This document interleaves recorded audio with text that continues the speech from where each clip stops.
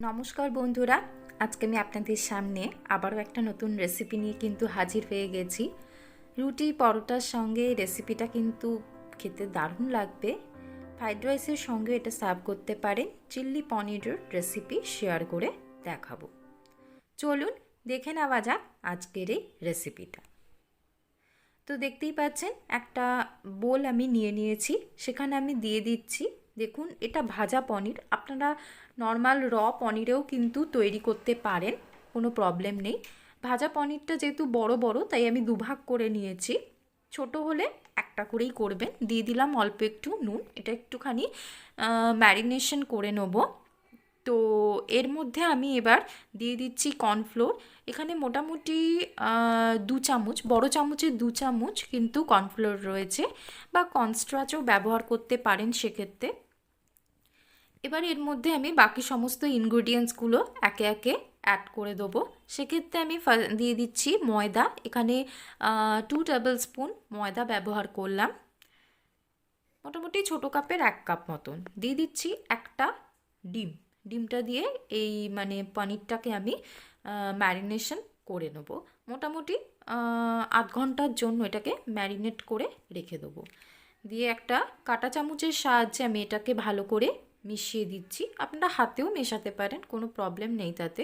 তো ভালো করে এটাকে কিন্তু মিশিয়ে নিতে হবে। কোনো রকম জল আমি কিন্তু এখানে ব্যবহার করছি না। দেখতেই পাচ্ছেন খেতে কিন্তু অসাধারণ হবে। তো এখানে এবার আমি দিয়ে দিচ্ছি একটু মিক্স হার্বস দিচ্ছি। এটা সম্পূর্ণ অপশনাল, টেস্টটা একটু অন্যরকম লাগে তার জন্য দিয়ে দিলাম একটু অরিগানো। দুটোই কিন্তু সম্পূর্ণ অপশনাল, দিতেই হবে, এর কোনো কিন্তু কারণ নেই। দিয়ে দিলাম এখানে 5 কোয়া রসুনকে আমি পেস্ট করে রেখেছিলাম, সেটার মধ্যে আমি অ্যাড করে দিয়ে ভালো করে আবারও মিশিয়ে দিচ্ছি এবং আধ ঘন্টার জন্য এটাকে ম্যারিনেট করে ঢাকা দিয়ে রেখে দেবো। খুব ভালো করে কিন্তু এটাকে মিশিয়ে নিতে হবে, যাতে ভাজার সময় কোনো রকম অসুবিধা না হয়। দেখতেই পাচ্ছেন এটা আমি মিশিয়ে রেখে দিয়েছি। তো কড়াইতে আমি সাদা তেল বসিয়ে দিয়েছি, তেলটা গরম হয়ে গেছে। এবার আমি এর মধ্যে পনিরগুলোকে ছেড়ে দিচ্ছি একে একে, দিয়ে একটু হালকা গোল্ডেন ব্রাউন করে, কিন্তু খুব বেশি কড়া করব না, দিয়ে ভেজে নেব। গ্যাসের ফ্লেমটা কিন্তু মিডিয়াম টু হাই ফ্লেম রেখেছি। সবাই জানেন যে চাইনিজ রান্না অলওয়েজ কিন্তু একটু হাই ফ্লেমেই হয়, তো সেক্ষেত্রে আমি মিডিয়াম টু হাই ফ্লেম করে কিন্তু এটাকে ভেজে নেব। একে একে আমি পনিরগুলোকে ছেড়ে দিচ্ছি তেলে, দিয়ে আমি এটা চামচের সাহায্যে একে একে ভেজে নেব। তো ভাজা হয়ে গেছে, দেখতেই পাচ্ছেন। এবার আমি এর মধ্যে বাকিগুলোও কিন্তু ছেড়ে দিয়েছিলাম, তো একে একে তুলে নিচ্ছি।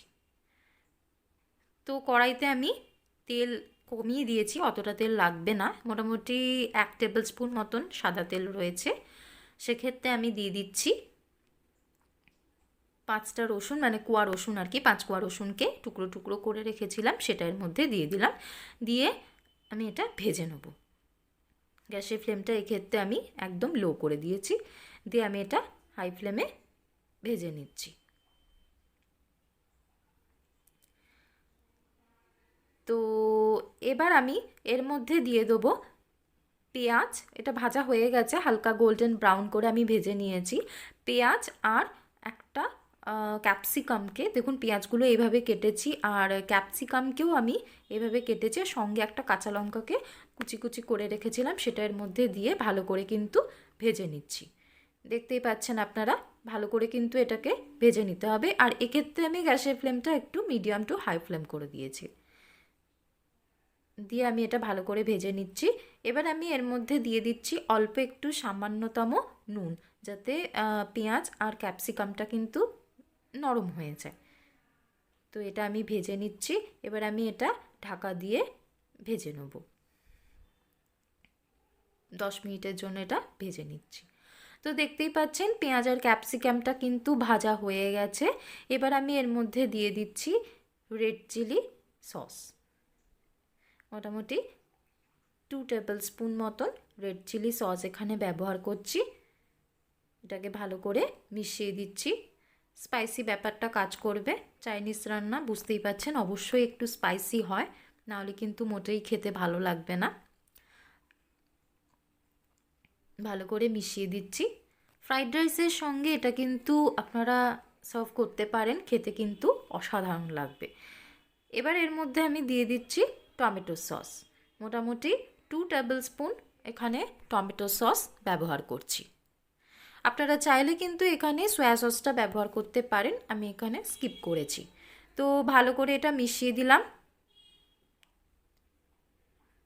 খুব ভালো করে এটাকে কিন্তু মিক্স করে নিচ্ছি, ভাজা ভাজা করে নিচ্ছি। একটু জল ব্যবহার করলাম, আবারও এটাকে মিশিয়ে নিচ্ছি। দিয়ে আমি এটা ঢাকা দিয়ে দেবো, দিয়ে আমি এটা হতে দেবো। তো দেখতেই পাচ্ছেন গ্রেভিটা আমি এরকম রেখেছি। এবার আমি এর মধ্যে দিয়ে দেবো ভেজে রাখা পনিরগুলো, এর মধ্যে আমি অ্যাড করে দিচ্ছি। গ্রেভির কনসিস্টেন্সি অবশ্যই নিজেদের পছন্দ মতন তৈরি করবেন। কেউ বেশি থিকনেস চায়, কেউ কম চায়, তো সেটা আপনারা নিজেরা বুঝে একটু নেবেন। আমি যেহেতু এখানে রাতে রুটির সাথে সার্ভ করব, তো সেক্ষেত্রে একটু গ্রেভি রাখবো, খুব বেশি কিন্তু গ্রেভি এখানে আমি রাখবো না, আবার খুব বেশি টানিও দেব না। তো এটা আমি ভালো করে মিশিয়ে দিচ্ছি। এক্ষেত্রে আমি অল্প একটু আবারও জল দিই, খুব সামান্যতম জল ব্যবহার করলাম, দিয়ে এটা আমি আবারও মিশিয়ে দিচ্ছি, আবারও ঢেকে দিলাম। তো দেখতেই পাচ্ছেন আমি এরকম ঝোলটা মানে গ্রেভিটা আর কি রেখেছি। এখন আমি দিয়ে দিলাম 1 টেবিল স্পুন কর্নফ্লোর, জলে গুলে রেখেছিলাম, মিশিয়ে রেখেছিলাম আর কি, সেটা এর মধ্যে অ্যাড করে দিলাম। তো এবার কিন্তু গ্রেভিটা অনেকটাই ঠিক হয়ে যাবে, তো গ্যাসের ফ্লেমটা আমি বন্ধ করে দিচ্ছি আর এটা ঢেকে দিচ্ছি। তো আমার এই চিল্লি পনিরের রেসিপি ডান। আমি একটা সার্ভিং বলে এটা সার্ভ করে দিচ্ছি। এটা বাড়িতে অবশ্যই ট্রাই করবেন, খেতে আশা করছি অবশ্যই ভালো লাগবে, বাচ্চাদেরও খুব ভালো লাগবে খেতে। রাতে রুটি পরোটার সঙ্গে এটা সার্ভ করতে পারেন, দারুণ লাগবে। বাড়িতে গেস্ট এলে ফ্রাইড রাইসের সঙ্গে সার্ভ করতে পারেন। তো অবশ্যই এটা বাড়িতে তৈরি করুন, আমাকে কমেন্ট বক্সে কিন্তু লিখে জানাবেন কেমন লাগলো। যদি ভালো লেগে থাকে চ্যানেলটাকে অবশ্যই একটা লাইক শেয়ার সাবস্ক্রাইব করতে ভুলবেন না। আজকের মতো এই পর্যন্তই, ধন্যবাদ।